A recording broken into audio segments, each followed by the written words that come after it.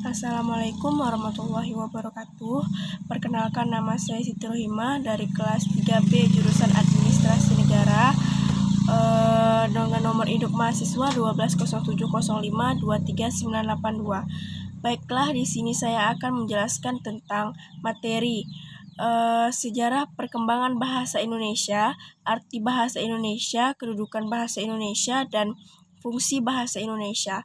Baiklah, saya langsung masuk ke materi, yang mana materi pertama itu sejarah perkembangan bahasa Indonesia. Bahasa Indonesia adalah bahasa kesatuan Republik Indonesia dan menjadi bahasa persatuan bangsa Indonesia. Bahasa Indonesia diresmikan sehari setelah proklamasi kemerdekaan Indonesia. Bahasa Indonesia adalah gabungan dari bahasa Melayu dan bahasa Austronesia yang digunakan sebagai lingua franca saat awal abad penanggalan modern. Baiklah, kita langsung masuk ke materi kedua, yaitu kedudukan bahasa Indonesia dalam kehidupan sehari-hari bangsa Indonesia. Yang mana yang pertama itu adalah sebagai lambang negara dan persatuan bahasa Indonesia. Yang kedua itu ada bahasa Indonesia sebagai lambang identitas nasional, yang berarti bangsa Indonesia itu dapat melakukan pembedaan antar negara lain seperti karakter, sifat, dan watak dari bangsa lainnya. Yang ketiga itu adalah sebagai alat pemersatu bangsa Indonesia, yang mana di Indonesia ini kan banyak sekali bahasa. Ada bahasa Melayu, bahasa Batak, bahasa Banjar, dan banyak lagi bahasa yang lainnya yang tersedia dari daerah-daerah lain yang ada di Indonesia ini.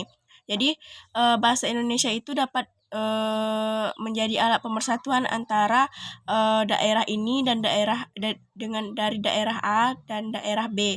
Jadi karena adanya bahasa Indonesia itu bisa mengenal satu sama lain tanpa harus kita memahami bahasa dari daerah-daerah yang lainnya. Yang keempat itu ada bahasa Indonesia ini sebagai alat penghubung antar daerah dan antar budaya.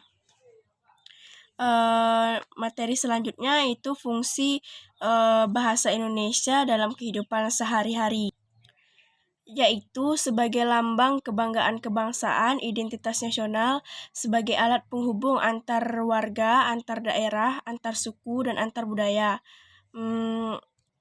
serta alat pemersatu suku, budaya dan bahasa di Nusantara. Baiklah, hanya ini yang dapat saya sampaikan tentang materi sejarah perkembangan bahasa Indonesia, kedudukan bahasa Indonesia, arti bahasa Indonesia, dan fungsi bahasa Indonesia ini. Lebih dan kurang mohon dimaafkan. Wabillahi taufiq wa hidayah. Wassalamualaikum warahmatullahi wabarakatuh.